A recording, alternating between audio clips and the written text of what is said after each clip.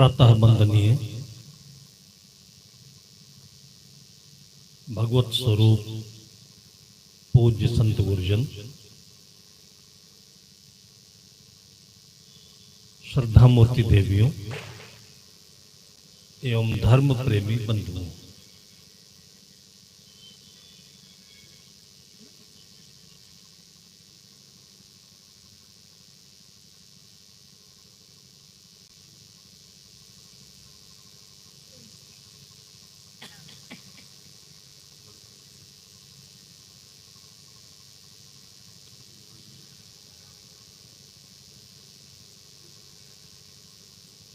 सदगुरु कबीर साहब की बाणी है।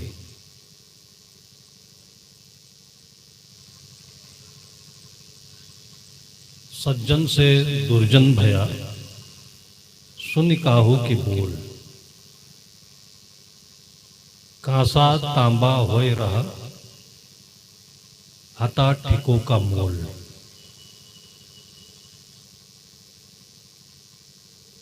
संगत के ऊपर सदगुरु कबीर साहब और ऐसे मनीषी संतों ने बहुत विशद विवेचन किया है। जो मन बनता है हमारा, उसके केंद्र में हमारी चेतना है, उसकी सामग्री चारों तरफ का वातावरण होता है, जिसमें दोनों चीजें हैं, खाने पीने का वातावरण और जो हम लोगों से सुनते हैं उसका वातावरण। सामान्य भाषा में कहें तो पहले जमाने में देहाती कहावत कहते थे, जैसा खाए अन्न वैसा बने मन। हम लोग अपनी चेतना से बहुत दूर होते हैं, तो जो कुछ बाहर सुनते हैं वही हम हो जाते हैं। जो कुछ बाहर देखते हैं उसी को हम स्वीकार कर लेते हैं। अभी 10-20 साल के अंदर में इतना परिवर्तन हुआ है, रहन सहन, खान पान और बातचीत के वातावरण में बहुत आश्चर्यजनक परिवर्तन हुआ है। जब से मोबाइल का युग आया, इसकी सारे हदें पार हो गई। गुरु का कोई मतलब नहीं रह गया। सबका जो गुरु होता है मोबाइल में गूगल होता है।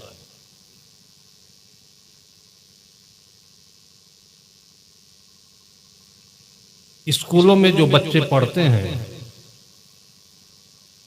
उस पढ़ाई में भी गुरु का महत्व समाप्त हो गया।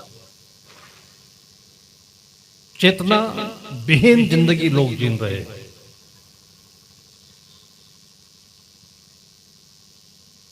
जब तक अच्छे लोगों की संगत नहीं मिलती, और जो अच्छे लोग होते हैं उन्हीं को साधु कहते हैं। साधु कोई एक रोड़ी परख शब्द नहीं है कि लाल कपड़ा का, पीले कपड़े का, सफेद कपड़े का, अमुक संप्रदाय का, अमुक मत का। साधु शब्द के आसपास कोई दूसरा शब्द लगाना ही बहुत बड़ा पाप है। साधु स्वयं में अपने आप संपूर्ण शब्द है। सीधा सरल व्यक्ति साधा, उसके बीच में इतने मतांतर हो गए कि जो जहां से जुड़ जाता है वो उसी का खूंटा पकड़ करके उसका ठेकेदार बन जाता है। और लगभग जो महापुरुष हुए हैं, संभवतः उन्होंने ये बात नहीं कही। किसी भी महापुरुष की वाणी को हम पढ़ें, जैसे कि महात्मा बुद्ध को हम ले, जिन्होंने भगवान को माना ही नहीं, लेकिन वो भगवान बन गए। महात्मा बुद्ध, उसके बाद भगवान बुद्ध, जिन्होंने भगवान शब्द का घोर खंडन किया। आज के भाषा में हम लोग बोलते हैं, खंडन नहीं किया उन्होंने, उन्हें भगवान शब्द का विश्लेषण किया और उनके जीवन के आचार विचार की वजह से, शुद्ध रहने की वजह से उनको भगवान की उपाधि लोगों ने अपने स्वतः भावना से दे दी, स्वयं भगवान बन गए। और उसी परंपरा आगे चल करके कितनी विधि निषेध की बातें निकली कि एक ही परंपरा में सभी लोग उलझे हुए हैं। और इसी प्रकार से जैन परंपरा में देखें, कबीर परंपरा में देखें, वैष्णव में देखें, नागा में देखें, सब बातों में उलझे हुए हैं, आपस में उलझे हुए हैं। और जिनका अपना मन उलझा हुआ है वो अच्छे विचारों में भी उलझ जाते हैं। नहीं, सीधी सी बात है, जो नए पढ़े लिखे संत हुए उन्होंने कहा कि 4 वेद 6 शास्त्र में बात मिली है दो ही, दुख दीन्हे दुख होता है, सुख दीन्हे सुख हो है। ये माँ बेटे के बीच के लिए भी है, पति पत्नी के लिए भी है, भाई भाई के लिए भी है, और पूरे मानव समाज के लिए है। इसमें मत मतांतर की कोई जरूरत ही नहीं है। धर्म के नाम पर और कल्याण के नाम पर, मोक्ष के नाम पर हम लोग कितनी जातियों में, संप्रदायों में, ज्ञानों में बटे हुए हैं। और इसमें दूसरों का दोष नहीं है, अपना ही दोष है, हमारे मन का दोष है।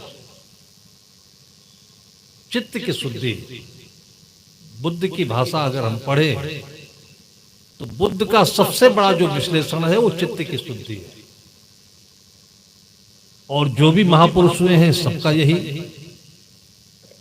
विश्लेषण हुआ है कि जब तक चित्त शुद्ध नहीं होता है तब तक कोई बोध सही नहीं होगा, ज्ञान सही नहीं होगा, और तब तक अपने जीवन में स्थिरता नहीं आएगी, शांति नहीं आएगी। और चित्त अशुद्ध क्यों होता है? चित्त बनने के, मन बनने के कारण जो है वो बाहर का वातावरण है। राजनीतिक रैली होती है, अब नेता चित्त शुद्ध है कि नहीं है कोई प्रमाण नहीं है। जो बोल देता है तो हजारों लोग उसका अनुसरण करते हैं और एक तरफ से आंख मूंद करके उसके पीछे चलते हैं। जब कोई दुर्घटना होती है तो नेता बातों बातों से अपना पल्ला झाड़ लेता है, जिम्मेदारी से दूर हो जाता है। अंत में कुल मिलाकर के सारा दोष साधु संतों के मत्थे मढ़ दिया जाता है। जो आगे होता है उसी के ऊपर सारा दोष मढ़ दिया जाता है। सदगुरु कहते हैं कि सज्जन से दुर्जन भया, सुन काहू के बोल।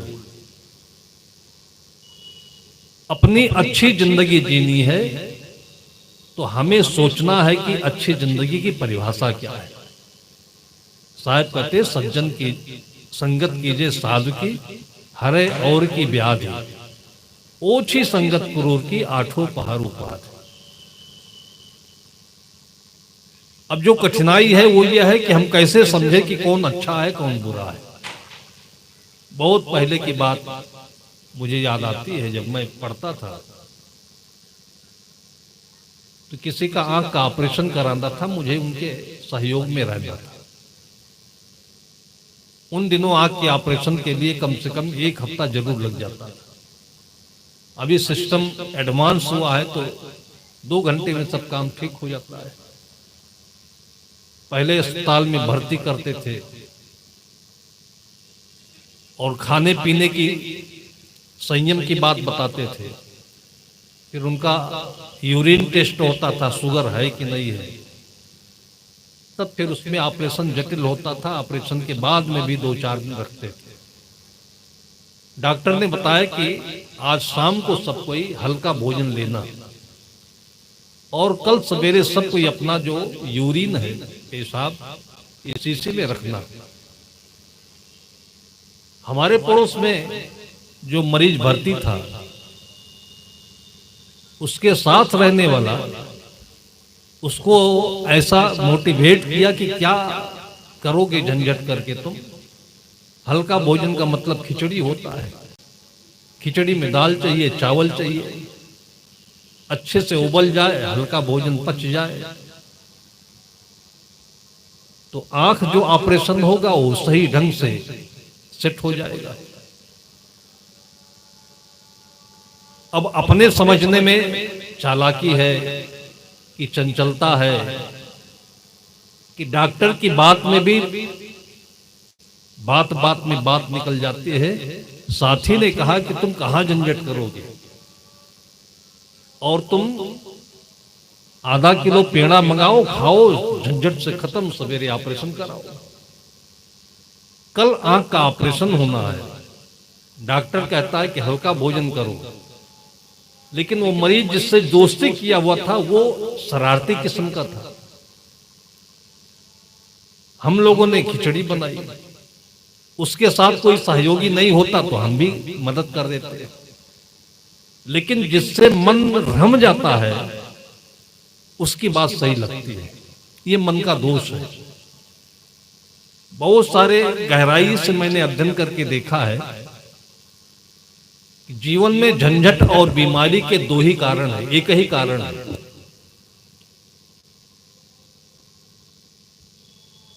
झंझट होने का एक कारण है कि जिससे आपको प्रियता अधिक होगी उससे झंझट होगा, इसलिए प्रियता बढ़ने लगे, जिससे मिले बगैर मन नहीं माने, तो समझ लीजिए कि आप अपने जीवन के लिए मुसीबत धीरे धीरे बढ़ा रहे हो। कम करो उसको। शरीर में बीमारी होती है, कोई भी पैथोलॉजी टेस्ट कराने की जरूरत नहीं है। अपने मन से पूछो कि क्या खाए बगैर अपना मन नहीं मानता है।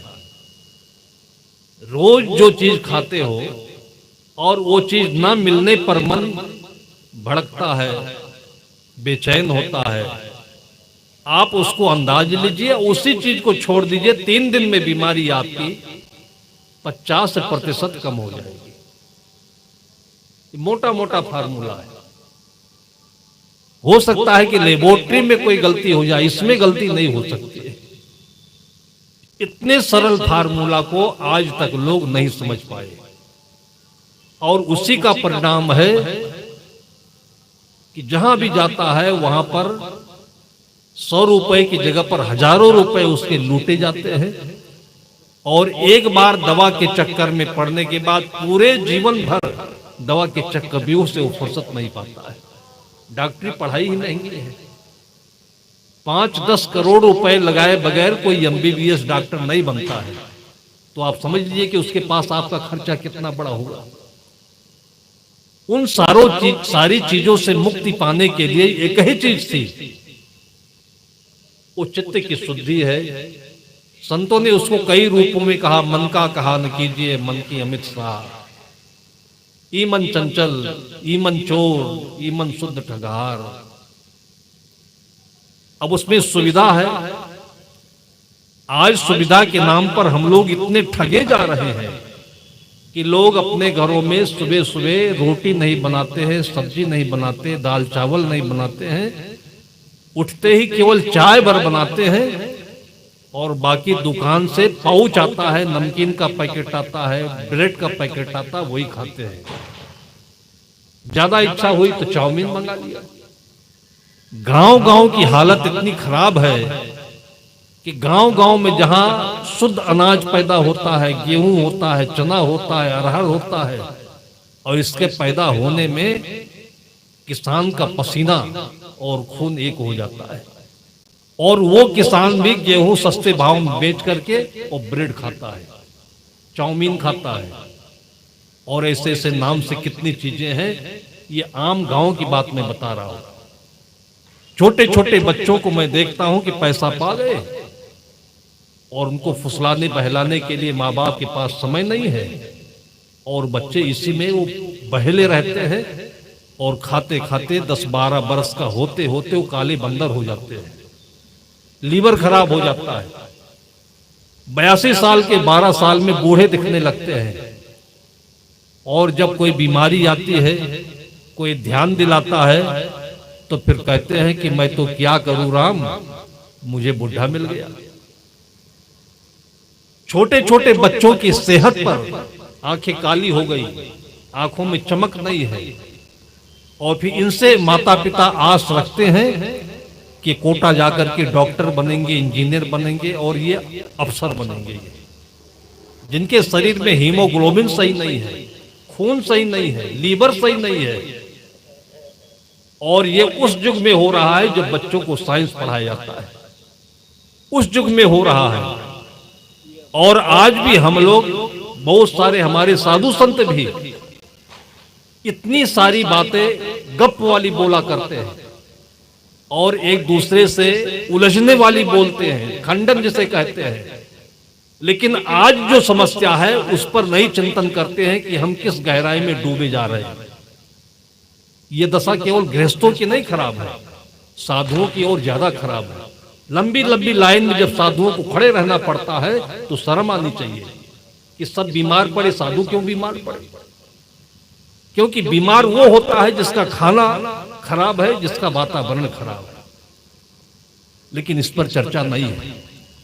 सत्संग के नाम पर भी हम लोग इतनी गंदी गंदी बातें, बेहूदी बातें सुनते हैं।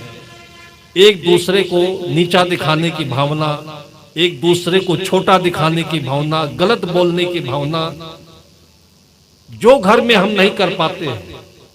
पत्नी से कोई खुन्नस हुई, बच्चों से कोई झगड़ा हुआ, परिवार में, गांव में कोई लफड़ा हुआ, उससे कुछ नहीं कर पाए और साधु संगत में आ गए तो पूरी भड़ास हम लोग संप्रदायों के ऊपर अपने डाल देते हैं, उड़ेल देते हैं और इसमें झगड़े हो रहे हैं। साहब कहते हैं कि सज्जन से दुर्जन बया, सुन काहो के बोल।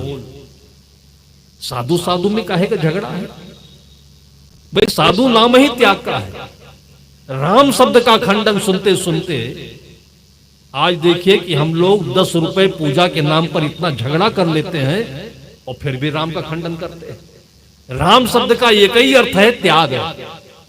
जिन्होंने बड़ी आसानी से अपने गद्दी का त्याग कर दिया और वो त्याग आपके बच्चों में हो, आप में हो, तो जीवन में हजारों हजारों मुसीबतें, कठिनाइयां अपने आप दूर दूर तक आपको परेशान नहीं कर सकती है। लेकिन संप्रदाय में उलझे हुए हैं हम लोग। सदगुरु कहते हैं कि ये संसार सकल है मैला, राम गहे ते सूचा। कहें कबीर राम नहीं छाड़ो, गिरत चढ़त पर ऊंचा। राम क्या है? अपने जीवन की संतुलित स्थिति है। उतना खाओ जितने में जीवन शुद्ध रहे। संतुलन, बैलेंस शब्द विज्ञान में भी माना जाता है और उसको आज से हजारों वर्ष पहले, जब कोई मत संप्रदाय नहीं बने हुए थे, पतंजलि कोई संप्रदाय के व्यक्ति नहीं है, कणाद कोई संप्रदाय के व्यक्ति नहीं है, गीता के जो रचनाकार हैं कोई संप्रदाय नहीं है, लेकिन गीता पढ़ने में भी लोग कहेंगे कि हम तो मुसलमान हैं, गीता नहीं पढ़ेंगे। गीता में केवल इतना कहा गया है, दृष्टा हो, संतुलित जीवन जियो। जैसे माथे पर टीका लगाया जाता है तो एक आंख दाहिने तरफ है, एक आंख बाएं तरफ है। जैसे आपके दो तराजू होते हैं, तराजू के दो पलड़े होते हैं, तो जब आप किसी वस्तु का तौल करते हैं तो आप पलड़ों को नहीं देखते हैं, पलड़ों के बीच में जो कांटा होता है उसको देखते हैं। उस कांटे को देखना ही ध्यान है। ध्यान कोई बहुत बड़ी चीज नहीं कि जिसको समझने के लिए आज इतना माथा पच्ची होती रहती है और ध्यान लगता नहीं। ध्यान केवल तराजू का बैलेंस है कि आपको भूख कितनी है, आपका खाना कितना है, और ये बैलेंस बिगड़ता है तो उससे मोहब्बत बढ़ता है, आसक्ति बढ़ती है, चाहनाएं बढ़ती हैं, फिर मन का जंजाल बढ़ता है, फिर सारे झगड़े होते हैं, सारी बीमारियां होती हैं। आपको बड़े आराम से किडनी में स्टोन हो, पथरी हो, तो डॉक्टर ये बता देगा कि हमारे पास में दूरबीन पद्धति है, बहुत आराम से आपका हम ऑपरेशन कर देंगे। हर कोई बताता है। हर जगह इसके आपको विज्ञापन बड़े बड़े मिलेंगे, लेकिन एक छोटी सी बात कोई नहीं बताता है कि दिन भर में आपको 10 गिलास पानी पीना चाहिए, जिससे कि दूर दूर तक आपको ये पथरी के मुसीबत में फंसना ही नहीं पड़े। चाय 10 बार पी जाएंगे, कोल्ड ड्रिंक 20 बार पी जाएंगे, बाकी सब कुछ कर जाएंगे, लेकिन पानी नहीं पिएंगे। हिंदू परंपरा में किसी ने कभी बताया होगा, जैसे आर्टिस्ट लोग होते हैं, अपनी मन की भावनाओं को कोरने के लिए चित्र बना देते हैं, समझ में नहीं आता लेकिन कोई आर्टिस्ट पढ़ लेता है। कोई जमाने में भगवान शंकर के नाम पर पानी चढ़ाने की प्रथा हमारी भारतीय हिंदू परंपरा में चल गई। ये कोई संप्रदाय नहीं होता है, लेकिन इसको संप्रदाय में गिना जाता है। सुबह सुबह उठ करके 1 लोटा पानी चढ़ाना चाहिए। वो जो स्मारक है, जो चिन्ह है, वो हमारी आपकी खोपड़ी है, जो हमेशा गर्म रहती है पेट की वजह से, जठराग्नि के बिगड़ने की वजह से। इसके लिए सबसे पहला आपको उपाय करना है कि सुबह उठते ही सबसे पहले आपको 1 लोटा पानी पीना है। आपको याद रहे, इसको याद रखने के लिए उस जमाने की यह परंपरा है जब कागज नहीं होते थे, कलम नहीं होता था, और कर्मकांड के माध्यम से आपको ये चीजें जेहन में रख दी जाती थी। कभी कोई इसका अर्थ निकालेगा तो समझेगा। इसका खंडन हजारों बार करेंगे, लेकिन इसका एक छोटा सा अर्थ नहीं निकाल पाएंगे कि कहीं हमको पीने के लिए तो नहीं कहा गया है। भगवान शिवरात्रि, शंकर की शिवरात्रि के समय में बेल पत्री चढ़ाई जाती है। बेल के पत्री की चर्चा 1000 बार हो जाती है, और मैंने 25 साल की उम्र में हफ्तों वर्ष तक 7 साल तक सिरदर्द होने वाले, जिसको डॉक्टर लोग माइग्रेन कहते हैं, जिनका सिरदर्द किसी भी दवा से ठीक होने वाला नहीं है, और यही बेल पत्ती का मैंने कहा पीस करके रोज सवेरे इसका अर्घ पी लिया करो, और उनका 1 हफ्ते में सिरदर्द दूर हो गया। ये आयुर्वेद की बातें हमारे कर्मकांड से हमारे जीवन को जोड़ते हुए एक आदत में बता दी गई, लेकिन इसका अर्थ हम लोग नहीं निकालते हैं। उसके पीछे 1000 बवाल हम लोग सुनते रहते हैं, कहते रहते हैं, एक दूसरे को बताते रहते हैं। जितनी सारी बातें सत्संग में होती हैं, उसका एक ही अर्थ है कि आप शांति से जिंदगी जिए, और शांति के लिए संतुलन चाहिए, शरीर में स्वास्थ्य चाहिए और मन में शांति चाहिए। अब इसमें वैचारिक वातावरण भी सुंदर होना चाहिए, खाने पीने का ढंग भी सुंदर होना चाहिए, और ये चीज एक अच्छे ढंग से जो करके जीता है उसको संत कहते हैं। जो हमारे साथ मरीज थे, हम पास में थे, हमारी बात उनको नहीं भाई, और वो उसकी बात मान करके आधा किलो मिठाई खा लिया, और सवेरे जब उसके पेशाब का चेक हुआ तो उसके पेशाब में झारा डायबिटीज आया, शुगर आया। खाया है पेड़ा तो निकलेगा क्या उसमें? और तब डॉक्टर का जो कंपाउंडर था आकर के उसको इतना फटकार लगाई कि हमारे डॉक्टर साहब की तुम बदनामी कराने आए, खाए क्या थे कल? तब बताया उसने कि पेड़ा खा लिया था मैंने। साहब कहते संगत कीजिए साधु की, हरे और की व्याधि, ओछी संगत क्रूर की, 8 पहर उपाधि। मन के संतुलन के लिए एक ही चीज आपके पास, एक शक्ति होनी चाहिए, वो त्याग की है। अगर आपके पास त्याग नहीं है तो खाना सही नहीं होगा, रहना सही नहीं होगा, काम सही नहीं होगा, कुछ भी सही नहीं होगा जीवन का। और त्याग हठ का नहीं होना चाहिए, विवेक पूर्वक होना चाहिए, उसको वैराग कहते हैं। त्याग ऐसा भी होता है कि घरों में झगड़ा कर लिया, बोलना बंद कर दिया। कोई आया, बात पूछी, बोलते क्यों नहीं? कहे मेरा मौन व्रत चल रहा है। इसको मौन नहीं कहते हैं। कोई पूछा खाते क्यों नहीं जी? तो बोलते मेरा उपवास चल रहा है। और 3-4 दिन के बाद जब उनकी बोलचाल होगी तो फिर पता नहीं कितनी बातें निकलेंगी। खाना शुरू होगा तो फिर पूरा वो नाना भर भर के खाना शुरू करेंगे, लेकिन उसके पीछे उनका विवेक नहीं है, उसको त्याग नहीं कहते हैं। त्याग के साथ में विवेक हो, इसलिए संत महापुरुषों ने उसको वैराग्य कहा। अब वैराग शब्द इतना रूढ़ परक हो गया है कि ये तो एक परंपरा है, एक साइड है ये, जिसके घर में जैसे कि गोस्वामी जी ने मजाक में कह दिया होगा कि नार मोई घर संपत्ति नासी, मूड़ मुड़ाए भय सन्यासी। जिसकी शादी नहीं हुई हो, जिसको घर में खाने पीने का ठीक इंतजाम नहीं हो, नौकरी नहीं मिल रही हो, समाज में कोई फजीयत हो गई हो, अनेक कारणों से जब रहन नहीं हुआ तो वो वैराग में आ गया। अब इसको गलत समझने का जो दुष्परिणाम है, किसको भोगना पड़ेगा? कुल मिलाकर के ये संतों की बातों को समझे आप ना समझे, नहीं समझने का परिणाम है इस संसार में भटकना, मार खाना, फजीयत होना और नरक में जाना। और इनसे बचने का अगर हमारे अंदर में शौक है तो है कि अच्छे लोगों के पास बैठना, तब अच्छी बुद्धि मिलेगी। इसलिए कहा जाता है कि माता बैरी पिता शत्रु, इन बालों न पाठता, विद्याहीना ना शोभनते हंस मध्य बकोयता। जैसे साहब जी अभी बता रहे हैं कि हर माता पिता को भक्त होना चाहिए। भक्त का मतलब होता है कि दिल किधर से जुड़ा हो। सदगुरु प्रेम साहब कहते हैं, प्रेमी की भावे चालमन, जो प्रेम दिल साचार है। जिससे हमारे अंदर का कनेक्शन जुड़ जाता है, जिसको नेटवर्क कहते हैं आज की भाषा में, वही बातें याद होती हैं, उसके पूरे जीवन के गुण याद होते हैं। उसमें एक शब्द निर्धारित कर दिया जिसको राम कहते हैं। अगर उन गुणों को हम पर्सोनिफिकेशन में, मानवीकरण में ले आए तो एक ऐसे व्यक्ति की कल्पना की हमारे पूर्वजों ने कि जिसके सारे व्यवहारिक गुण सुंदर हो, त्यागमय हो, और उसी के आधार पर, चूंकि लोगों को गृहस्थाश्रम में जीना है, संत लोगों के जो आदर्श हैं गुरु होते हैं, लेकिन गृहस्थाश्रम में जिनको जीना है तो उनके आदर्श के रूप में राम और सीता को रख दिया गया।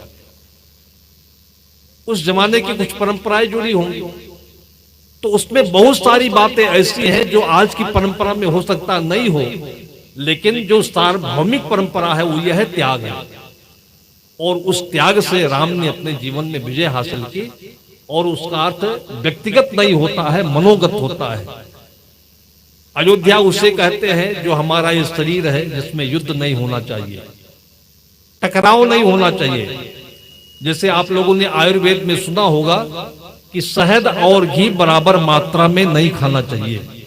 शहद भी अच्छी चीज होती है और घी भी अच्छी चीज है, लेकिन दोनों को बराबर मात्रा में मिला देते हैं तो मिला करके वो जहर बन जाता है।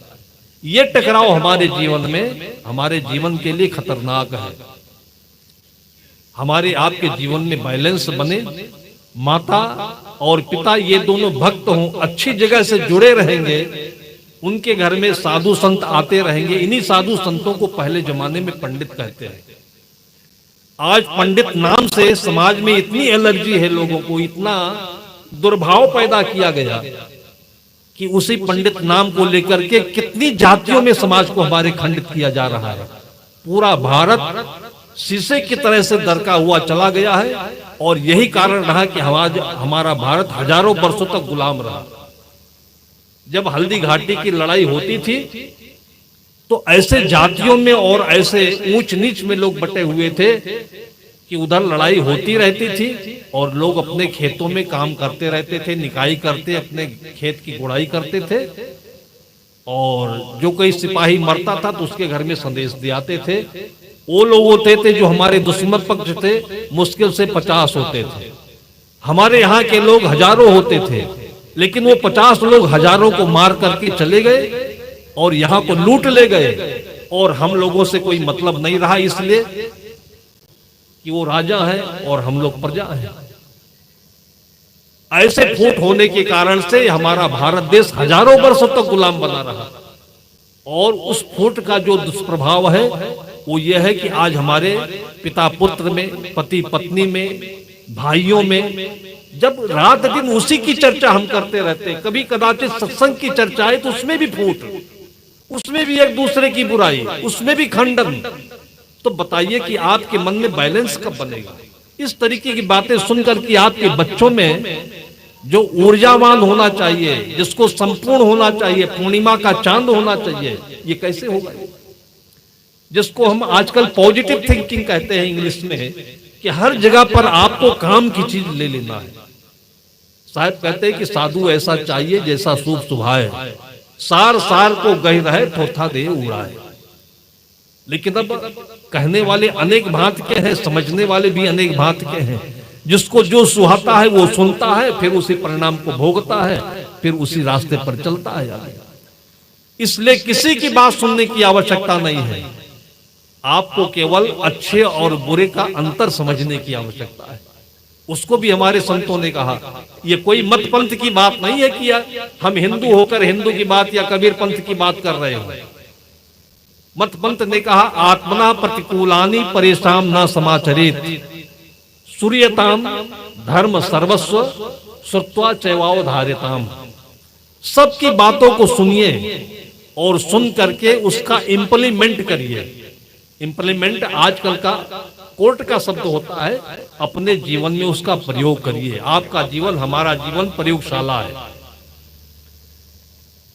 किसी को तकलीफ थी, मैंने कहा ये चीज आप खा करके देखिए, आप ये चीज छोड़ करके देखिए, और उसने इम्प्लीमेंट किया। मैं आपको बताता हूं कि मेडिकल कॉलेज और पीजीआई तक का वो बच्चा एक बीमार था और दवा करा करके हाल गया, मरने के करीब पहुंचा था और ठीक नहीं हो रहा था।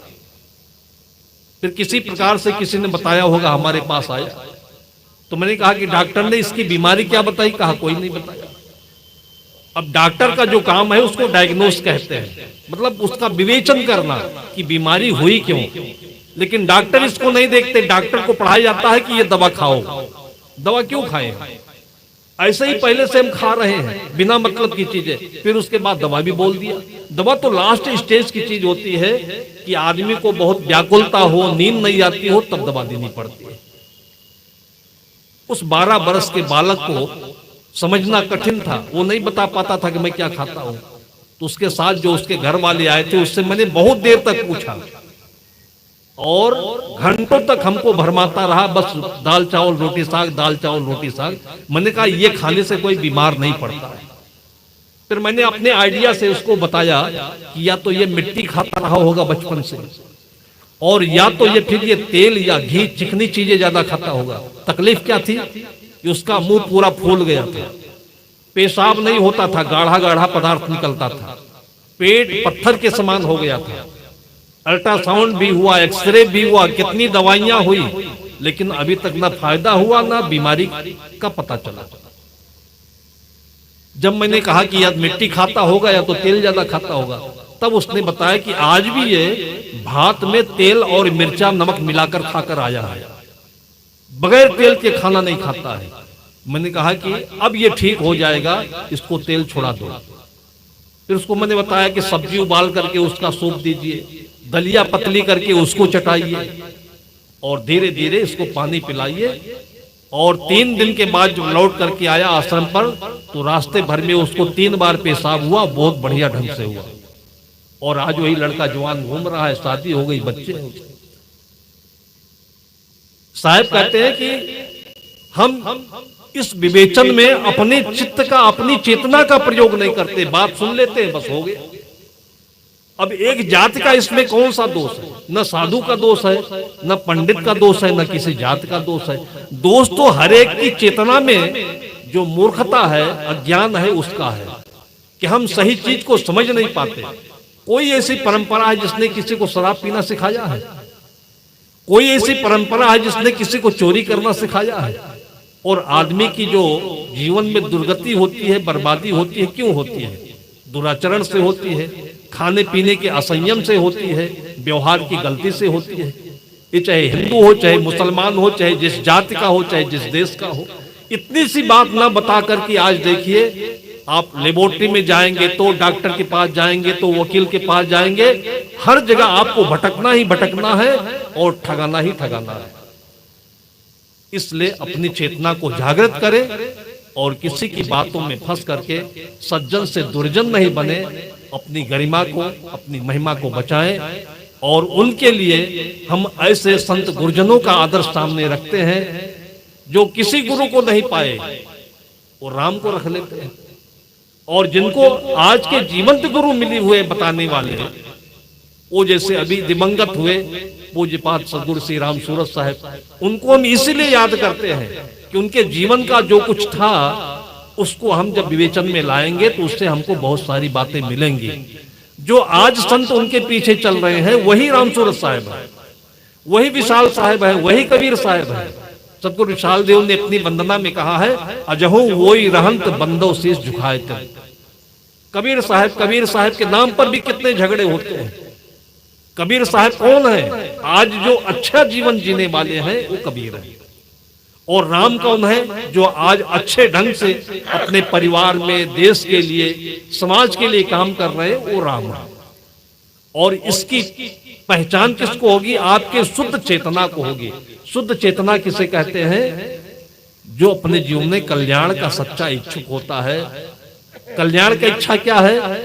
कि आप अपने अंदर में विवेचना करिए, पक्षपात पूर्वक नहीं। जैसे मैंने पूछा क्या खाते हो, तो ईमानदारी से बताइए ये खाते हैं, और जब उसकी विवेचना होगी तो आपको समझ में आ जाएगा। तो इस प्रकार से अपने जीवन की जो भलाई है, ये जीवन का सबसे बड़ा काम है। इसके वातावरण में जो अच्छे लोग हैं उनको भक्त कहा जाता है, जो उनके मार्गदर्शक होते हैं उनको संत गुरुजन कहा जाता है। बस समाज में यही एक परंपरा है।